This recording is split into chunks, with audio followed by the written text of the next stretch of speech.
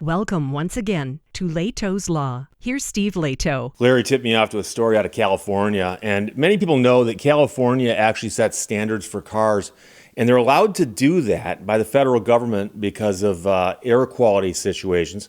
And so there are often cars that are built for the California market that are different than cars built for the rest of the country. I'm not sure how important that is these days, but I remember back in the early days of concerns about smog and so on, where you'd hear about a car and they'd go, "Oh, but it's a California car. It's a California car," meaning it's got more smog stuff on it. But nowadays you hear about other things, including the fact that somebody came up with the bright idea, and apparently this has already been passed as a rule in Europe in some places. California governor vetoes bill requiring speeding alerts in new cars. And so the people in the California legislature, the assembly, had come up with the idea that, hey, maybe your car should nag you if you speed. So if you do 10 over the speed limit, it should start beeping at you or something. And they passed the bill and then sent it to his desk for signature, and he vetoed it. So I'm glad he did that, but we'll see how long that lasts. The governor vetoed the bill that would have required new cars to beep at drivers if they exceed the speed limit. California would have become the first to require such systems for all new cars, trucks, and buses sold in the state beginning in 2030. The bill, aimed at reducing traffic deaths, would have mandated that vehicles beep at drivers when they exceed the speed limit by at least 10 miles per hour. And of course, this requires your car to accurately know what the speed limit is. And we already know how that's working out, because if you've ever looked at your GPS to see if it knows what the speed limit is, sometimes it does, sometimes it doesn't. The European Union has already passed similar legislation to encourage drivers to slow down. California's proposal would have provided exceptions for emergency vehicles, motorcycles, and motorized scooters. The governor said the National Highway Traffic Safety Administration is also actively evaluating intelligent speed assistance systems, and imposing state-level mandates at this time risks disrupting these ongoing federal assessments. Opponents, including automotive groups and the State Chamber of Commerce, said these regulations should be decided by the feds, which earlier this year established new requirements for automatic emergency braking to curb traffic deaths. Republican lawmakers also said the proposal could make cars more expensive and distract drivers. And, I wonder about some of this stuff. Automatic emergency braking, if it works, it sounds great. I mentioned a few years ago that I got rear-ended. I was sitting at a light, car in front of me, and the light's still red, and I, in my rearview mirror, can see someone flying towards me. I know they're not going to stop. Person's looking down at their phone like this, and they rear-end me. Now, would the emergency braking system in that car have effectively stopped that vehicle from rear-ending me? Possibly, but of course that assumes that everything works properly. What happens when these things start malfunctioning? You're driving along, nothing in front of you, and all of a sudden something malfunctions, and the car decides to automatically emergency brake. That's what I worry about. The systems that work perfectly well in a laboratory don't always work perfectly well in real life. The legislation here would have likely impacted all new car sales in the U.S. since the California market is so large that car makers probably would have just made all their vehicles comply and just dealt with it that way. California often throws that weight around to influence national and even international policy. The state, as mentioned earlier, has its own emission standards for cars, and they've had those for decades, rules that more than a dozen other states have adopted. When California announced it eventually banned the sale of new gas-powered cars, major automakers soon followed with their own announcement to phase out fossil fuel vehicles, although quite frankly, they didn't have to do that. The other car companies could just say, well, we're going to build cars that just won't get sold in California. A state senator there who sponsored the bill called the veto a setback for street safety.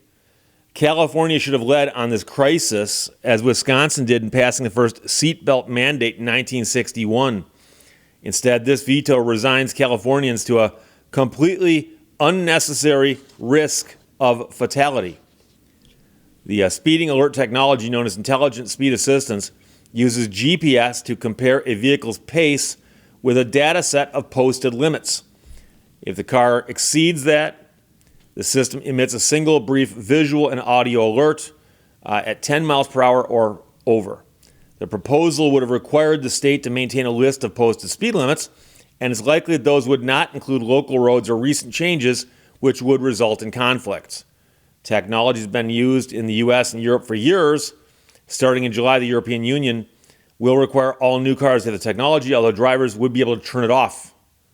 At least 18 manufacturers, including Ford, BMW, Mercedes-Benz, and Nissan, have already offered some form of speed limiters on some models. According to NHTSA, the National Highway and Traffic Safety Administration estimates that 10% of all car crashes reported to the police in 2021 were related to speeding. It's especially a problem in California, where 35% of traffic fatalities were speeding related. That's the second highest in the country, according to a legislative analysis of the proposal. Last year, the NTSB recommended federal regulators require all new cars to alert drivers when they speed. The recommendations came after a crash in January 2022 when a man with a history of speeding violations ran a red light at more than 100 miles per hour and struck a minivan, killing himself and 8 other people. And the question is, would that have not happened if his vehicle had beeped at him for speeding?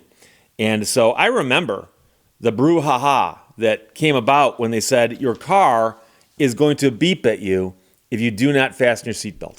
That was actually a big deal. I remember this vividly.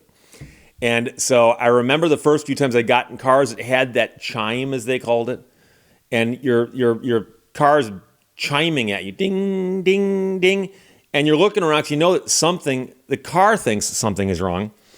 And then you probably see a little light on the dashboard indicating, a thing with a line to indicate a seatbelt. And you put the seatbelt on and it stops chiming, right? But I remember when that happened, people being very, very upset by that. And the weird part is that it's a good intention, and lives have probably been saved by people wearing seatbelts.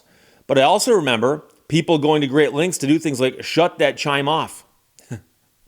There would be a lot of people going out of their way to get this chime to shut up also.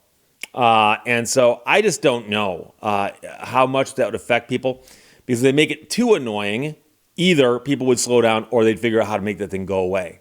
But again, the bill did not get passed, so California is often on the leading edge of these things. But right now, as it sits, it did not happen. So we don't know when it might happen here. I suspect it will eventually, and I suspect that speed limiters are also coming. That is where your car will not be capable of going 10 miles an hour or more over the speed limit. And the problem, of course, with that, like I said, gets back to the data set that the car is working off of. And if your car suddenly believes that you are on a different road, or your car believes that the speed limit is different than it is, your car could, in essence, go into what would appear to be like a limp mode and not go faster than 35 because it thinks the speed limit is 25. And I'm sure you've seen that before, where you're driving along and you look at your GPS and it shows you being someplace other than where you are. Sometimes it's not off by much, but if you're driving down a road and there's another road here, I've had it happen before where I'm on this road and it appears to think I'm over here. It happens. It happens. And so those are the kinds of things I worry about. But I tend to think that I like it better when it's simply a matter of you speeds, you takes your chances. You might get a ticket. That'll slow you down. But yeah, obviously when they find that poster child for this, the guy who runs a red light at over 100 miles an hour and winds up with 9 people dying, including himself. Yeah, that's a problem. Would a chime have stopped that? I have a sneaky feeling it wouldn't have done a darn thing.